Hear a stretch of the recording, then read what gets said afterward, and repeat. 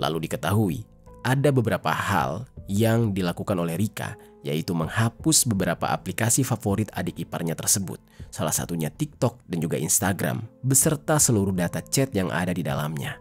Halo Sobat Pena, apa kabar hari ini? Assalamualaikum warahmatullahi wabarakatuh. Hari ini kita akan kembali membahas kejadian-kejadian mengerikan, kisah nyata yang terjadi di muka bumi ini. Kisah mengerikan kali ini terjadi di Palembang, Sumatera Selatan pada tahun 2024. Bercerita tentang seorang gadis remaja yang mengalami nasib tragis. Dia meninggal dunia setelah menegak racun yang sengaja diberikan oleh kakak iparnya sendiri. Lantaran sang kakak ipar merasa sakit hati atas perangai korban yang suka mengolok-ngolok dirinya serta buah hatinya. Bagaimana cerita selengkapnya tentang kasus yang satu ini? Langsung saja kita bahas di Kata Pena.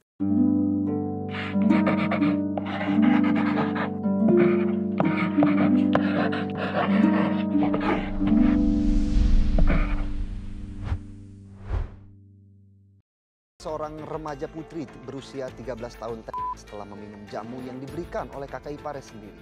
Sebelum kita mulai ke ceritanya, jangan lupa untuk subscribe channel ini dan bagikan video ini ke teman-teman kalian. Cerita ini dibuat berdasarkan berita yang sudah beredar dan diterbitkan oleh beberapa media publik yang aku sajikan dan aku rangkum dalam bentuk alur cerita. Kita mulai ceritanya. Oh ya sobat, sebelum itu aku punya sebuah informasi. Kata Pena tergabung ke dalam program YouTube Shopping Affiliate. Buat kalian yang ingin mencari barang-barang elektronik yang keren dan bagus dan juga murah, aku punya beberapa rekomendasi produk untuk kalian. Kalau kalian tertarik, langsung saja cek link produk di pojok kiri bawah untuk pembeliannya. Jadi sobat, di Palembang, Sumatera Selatan ada seorang wanita muda yang usianya sudah menginjak 19 tahun. Namanya Rika Amalia atau yang akrab disapa dengan nama Rika. Rika ini merupakan warga Kelurahan 13 Ilir, Palembang. Di usianya yang masih sangat muda, Rika mendapati dirinya tengah mengandung buah hati dari kekasihnya, Yuda, seorang pria yang berusia 6 tahun lebih tua darinya, yaitu 25 tahun. Untuk mempertanggungjawabkan perbuatan mereka pun akhirnya memutuskan untuk menikah. Kemudian 8 bulan setelah pernikahan, anak mereka pun lahir. Tidak terasa, semenjak kelahiran anak mereka, keluarga mereka sangat bahagia. Hingga akhirnya anak mereka sudah berusia 3 bulan dan diberi nama Zen. Mereka tinggal bersama di Jalan Panca Usaha Lorong Wakaf 4, Kelurahan 5 Ulu, Kecamatan Seberang Ulu 1, Palembang. Tidak jauh dari rumah keluarga sang suami, yaitu keluarga Yuda. Mereka tinggal di sebuah rumah yang letaknya berhadapan langsung dengan kediaman keluarga Yuda, dengan jarak yang hanya sekitar 3 meter saja. Menikah di usia muda tentunya tidak mudah bagi Rika. Rika merasa sangat awam untuk mengurus keluarga, mengurus suami, mengurus rumah, apalagi setelah dikaruniai anak. Dia menjadi seorang ibu di usia yang sangat muda dan sering sekali membuatnya merasa cemas, merasa kelelahan, bahkan ragu terhadap kemampuannya sendiri untuk menjalani perannya sebagai ibu baru. Dia harus banyak belajar dalam waktu yang singkat, mulai dari memahami kebutuhan sang suami hingga merawat sang anak yang masih sangat bergantung kepadanya. Apalagi di tengah kehidupan ekonomi mereka yang cukup terbatas. Diketahui, sang suami sehari-harinya hanya bekerja sebagai buruh di sebuah toko pakaian, tepatnya di bagian gudang, dengan penghasilan yang berkisar antara Rp75.000 hingga Rp100.000 per hari. Jumlah tersebut, jika dibandingkan dengan biaya hidup yang semakin tinggi, tentunya terasa sangat kurang untuk mencukupi kebutuhan rumah tangga mereka. Kondisi finansial yang sulit ini ternyata memperburuk situasi. Terlebih bagi Rika yang masih dalam masa pasca persalinan, beban fisik dan mental yang dia rasakan membuat dia semakin stres. Dan di dalam situasi ini, Rika merasa sangat membutuhkan dukungan dari orang-orang terdekatnya. Saat itu Rika yang tinggal dekat dengan keluarga sang suami mengharapkan bimbingan dan bantuan dalam menjalani hari-harinya sebagai istri, sekaligus seorang ibu di rumah keluarga suaminya tersebut. Selain kedua mertuanya, yaitu sang ayah yang bernama M. Yusuf yang berusia 58 tahun dan juga sang ibu yang bernama Asmawati berusia 57 tahun. Ada juga saudara-saudara dari suaminya, termasuk adik perempuannya yang masih berusia 13 tahun bernama Aisyah Nur Fadilah atau yang akrab disapa dengan nama Aisyah. Aisyah masih duduk di bangku sekolah menengah pertama. Dan dia tengah menjalani kehidupan sebagai remaja di usia 13 tahun dan sedang senang bergaul mulai dari teman-teman sekolah hingga teman-teman di sosial media. Meskipun begitu, mungkin banyak hal yang belum dia pahami soal mana yang baik dan mana yang buruk. Namun sobat, kendati demikian, jauh dari harapannya yaitu membangun hubungan keluarga yang rukun dan damai, Rika rupanya malah diketahui tidak akur dengan keluarga sang suami, di mana Rika merasa jika semenjak menikah, Rika tidak mendapatkan dukungan dari keluarga suaminya. Atas dugaan perasaan tersebut, membuat Rika jadi kerap menarik diri dari keluarga suaminya. Dan sebaliknya, sikap Rika juga sebenarnya membuat keluarga Yuda menjadi bingung. Keluarga Yuda, terlebih kedua mertuanya, malah tidak mengerti dengan sikap menantunya yang selalu menarik diri. Rika begitu cuek, tidak mau berkomunikasi, bahkan kerap memalingkan wajahnya terhadap kedua mertuanya itu. Meskipun begitu, keluarga Yuda tidak ambil pusing. Mereka memaklumi sikap dari Rika karena mungkin Rika yang masih muda, yaitu masih berusia 19 tahun di saat itu, sehingga emosinya tidak terkontrol dan mudah tersinggung. Tidak hanya dengan kedua mertuanya, Rika juga bahkan bermasalah dengan adiknya Yuda yang masih berusia 13 tahun, yaitu Aisyah. Yang diketahui, masalahnya dengan adik iparnya inilah yang membuat Rika jadi tidak akur dan kian menutup diri dengan keluarga suaminya. Ini semua bermula sekitar 8 bulan yang lalu, ketika orang tua Yuda mulai merasa khawatir dengan pergaulan Aisyah, yang menurut mereka terlalu sering bermain di luar. Demi memastikan Aisyah tetap berada di dalam lingkungan yang baik, mereka pun meminta Yuda untuk mengawasi dan memantau aktivitas adiknya tersebut di sosial media dengan cara menyadap handphonenya. Namun alih-alih melakukannya sendiri, tapi Yuda justru meminta Rika, istrinya, untuk menjalankan tugas tersebut. Karena Rika yang dimintai tolong oleh sang suami, Rika pun menuruti permintaan itu. Entah bagaimana detailnya, Rika akhirnya berhasil menyadap handphone Aisyah. Lalu diketahui ada beberapa hal yang dilakukan oleh Rika, yaitu menghapus beberapa aplikasi favorit adik iparnya tersebut, salah satunya TikTok dan juga Instagram, beserta seluruh data chat yang ada di dalamnya. Apesnya, aksi Rika ini tidak berjalan mulus. Rika ketahuan oleh Aisyah. Aisyah mengetahui bahwa kakak iparnya telah mengutak-ngatik handphonenya, yang membuat dia merasa sangat marah dan menganggap Rika telah mencampuri urusan pribadinya secara berlebihan. Di dalam kondisi yang penuh emosi, remaja berusia 13 tahun tersebut meluapkan segala kekesalannya kepada kakak iparnya tersebut. Dan semenjak kejadian itu, Aisyah jadi tidak menyukai Rika. Begitupun sebaliknya, Rika juga sudah mulai tidak menyukai Aisyah. Yang menurut Rika, setelah insiden itu, Aisyah semakin sering bersikap kurang sopan kepadanya. Bahkan dia tidak segan melontarkan kata-kata yang kurang mengenakan. Hingga puncaknya, Rika merasa begitu terluka oleh ucapan Aisyah. Bukan hanya karena adik iparnya ini mengolok-ngolok dia, Aisyah sempat menyebut Rika sebagai seorang wanita penghibur. Dan yang paling menyakitkan lagi adalah ketika Aisyah mengejek putranya yang masih berusia 3 bulan dengan sebutan anak haram. Hal itu membuat Rika benar-benar sakit hati dan menyimpan dendam. Bahkan Aisyah lebih kurang ajar lagi. Dia meragukan jika anak Rika adalah putra dari kakaknya, Yuda. Aisyah menganggap Rika sudah bermain dengan laki-laki lain.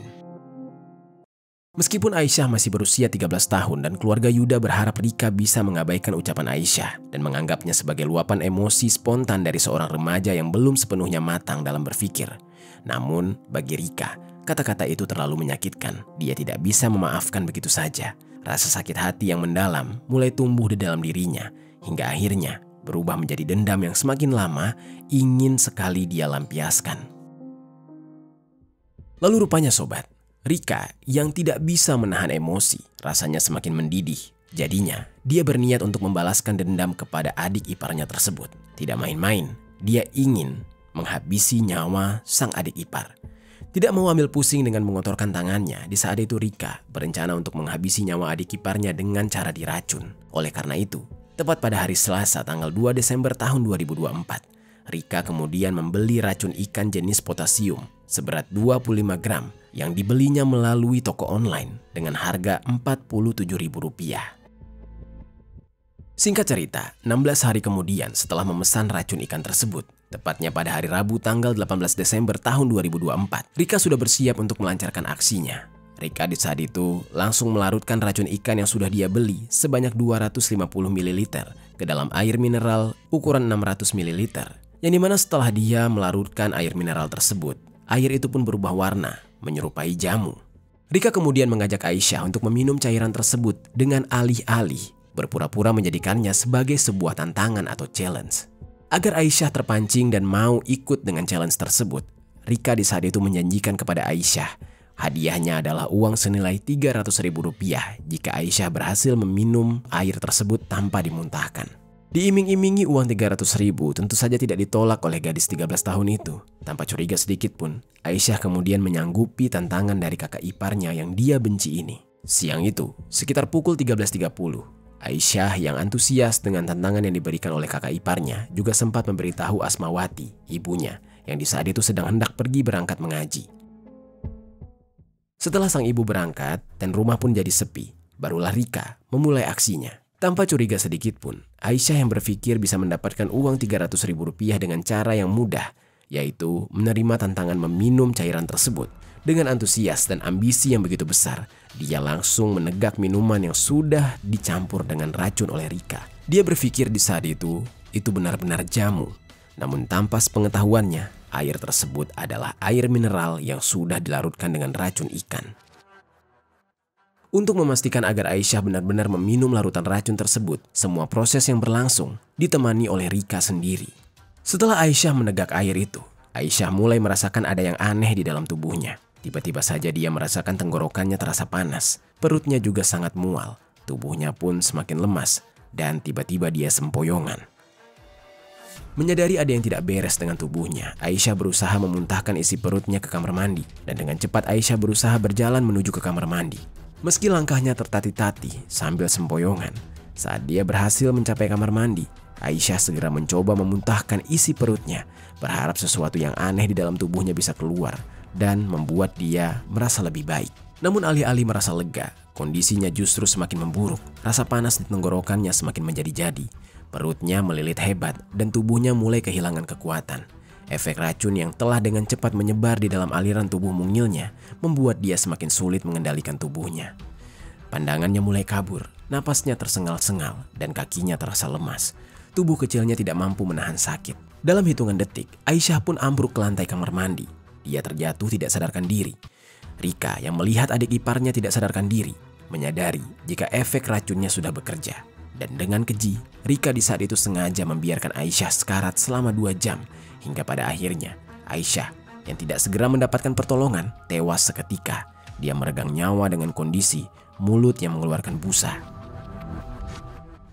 Saat Rika kembali ke kamar mandi untuk melihat kondisi Aisyah, disitulah Rika melihat adik iparnya tersebut sudah tewas terbujur kaku. Saat mengetahui kalau Aisyah sudah tewas, Rika pun tiba-tiba panik. Dia berusaha untuk menyembunyikan jasad Aisyah. Oleh karena itu, Rika lalu menyeret jasad Aisyah ke dalam kamar dan kemudian menyembunyikan jasadnya ke belakang lemari plastik. Setelah menyembunyikan jasad Aisyah, Rika kemudian pulang ke rumahnya. Saat itu Rika yang panik berencana ingin melarikan diri.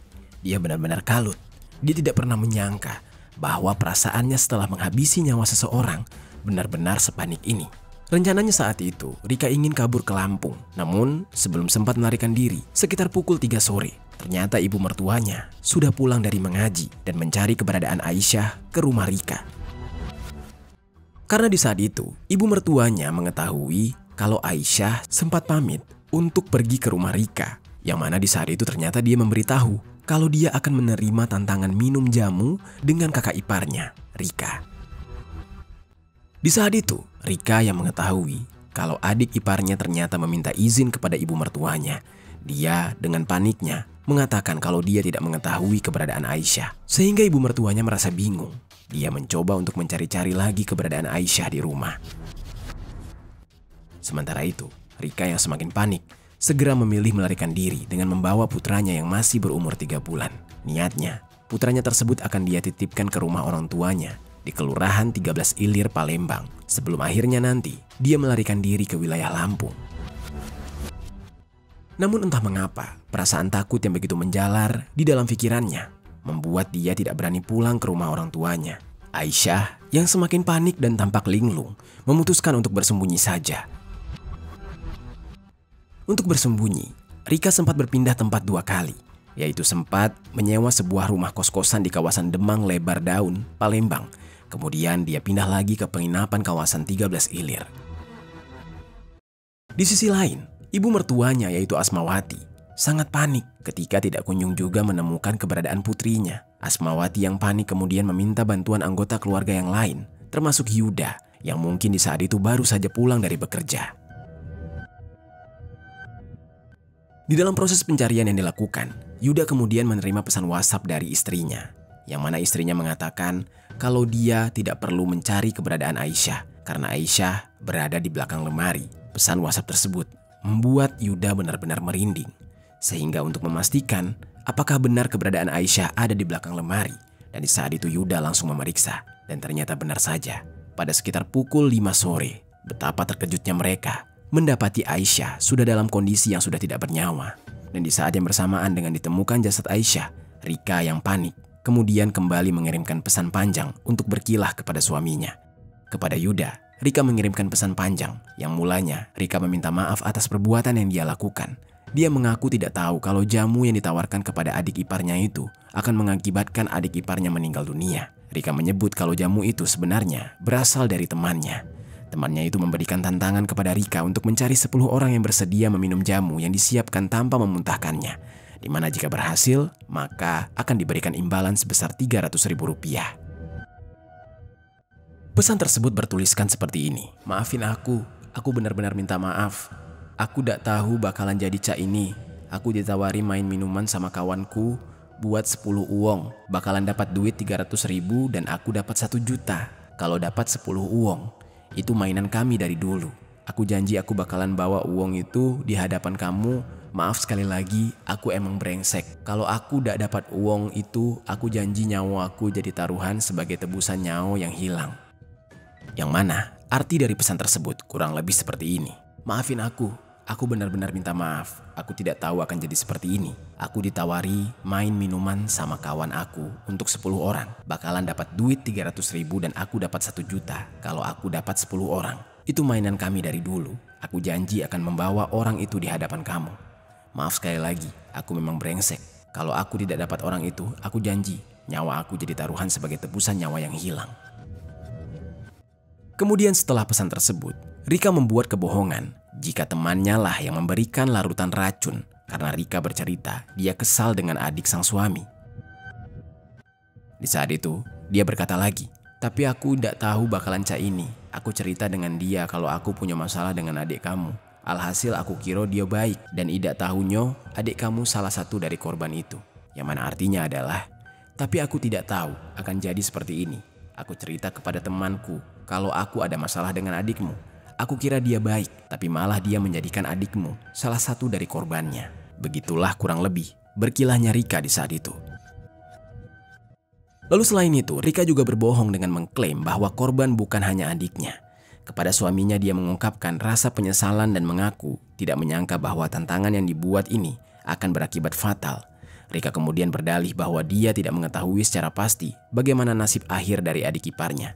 Karena merasa panik dan tidak sempat menolong, dia pun memilih untuk melarikan diri karena takut disalahkan dan takut dipenjara. Di saat itu dia kembali mengirim pesan yang kurang lebih artinya seperti ini. Aku nggak tahu harus apa. Aku panik, nggak tahu adik kamu masih hidup atau tidak. Aku mau minta tolong tapi takut tiba-tiba aku dibawa ke penjara dan tidak bisa menjelaskan ke kamu. Kalau aku benar-benar tidak tahu soal itu, 10 orang mati karena minuman itu. Dan di saat itu Rika mengaku sudah tidak berada di rumahnya karena tahu sedang diburu oleh polisi. Rika berdalih sedang kabur menuju ke Lampung untuk mencari sang teman yang telah memberikan tantangan minuman jamu kepada adik iparnya tersebut. Rika mengatakan dia akan mencari temannya itu sampai dapat. Saat itu Rika juga berkata dia tidak berani menceritakan kejadian ini kepada keluarga Yuda karena merasa sangat ketakutan. Dan dia sempat mengirimkan pesan lagi yang artinya kurang lebih seperti ini. Dan aku yang dicari polisi sekarang. Ini aku nggak di rumah lagi. Aku nyusul teman yang bikin masalah ini. Aku mau dia tanggung jawab. Aku akan cari dia sampai dapat. Aku terlalu takut untuk ngomong ke keluarga kamu. Di dalam pesan tersebut juga, Rika mengatakan jika ibu sang suami alias mertuanya sudah mengetahui bahwa Rika mengajak Aisyah untuk mengikuti tantangan minum jamu tersebut. Dia berkata lagi, yang artinya, ibu kamu pun tahu Aisyah sudah ngomong sama ibu kalau dia disuruh minum jamu. Setelah aku lihat Aisyah seperti itu, aku lemas dan aku panik, tidak tahu harus berbuat apa. Aku lagi nebus kesalahan aku. Aku ke Lampung, tempat si kawan itu. Dan Rika juga mengatakan, dia tidak mau dipisahkan dengan sang bayi, apapun yang akan terjadi. Dia berkata lagi, yang artinya, sekali lagi Zen sama aku gak bisa pisah sama dia. Jangan pisahkan aku. Biarlah dia aku bawa mati daripada dia disakiti.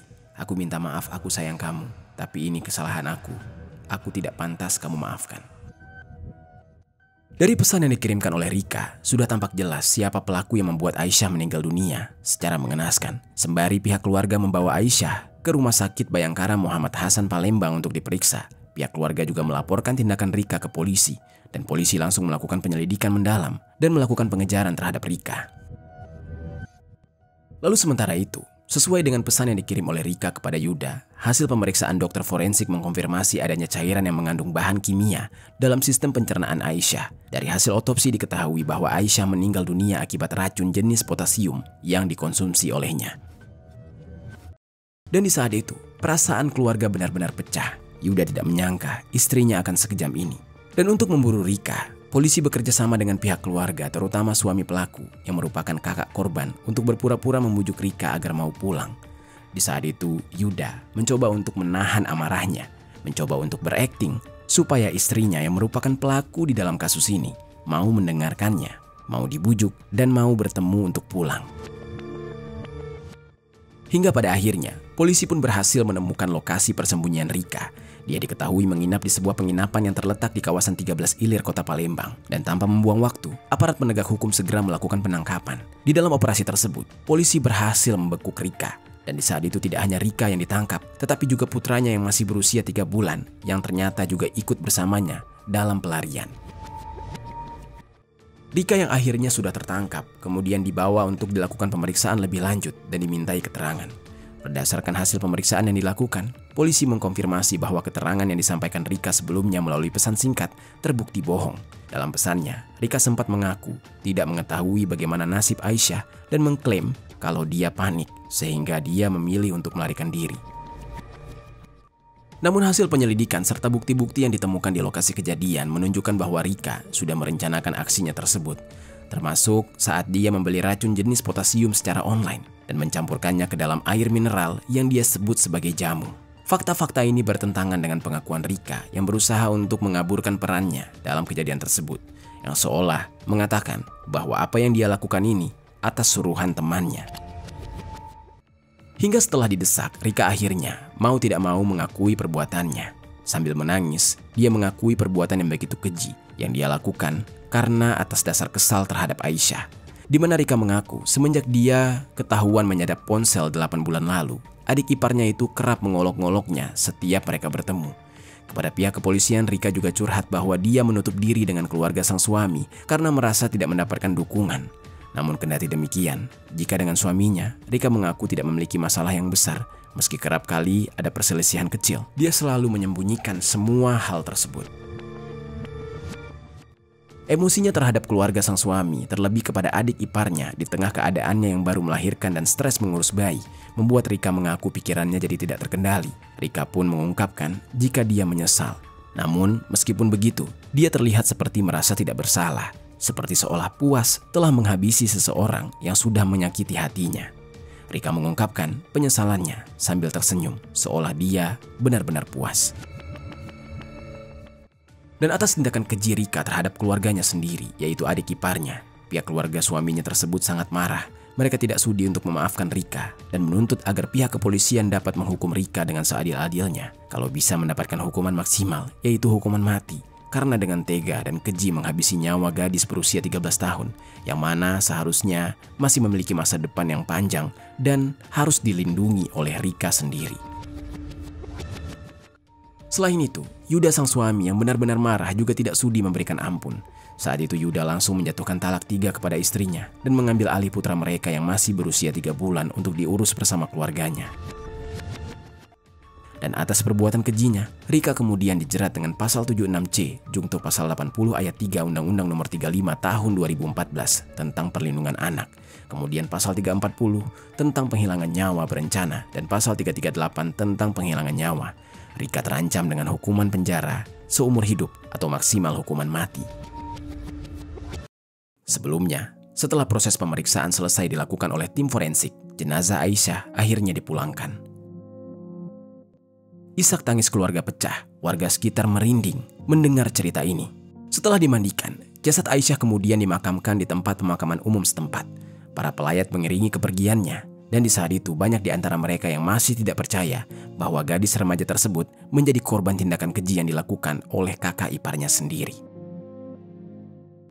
Itu dia sobat, kisah yang dialami oleh Aisyah, seorang gadis kecil yang harus meregang nyawa di tangan kakak iparnya. Apa pelajaran yang bisa kita ambil dari kisah ini?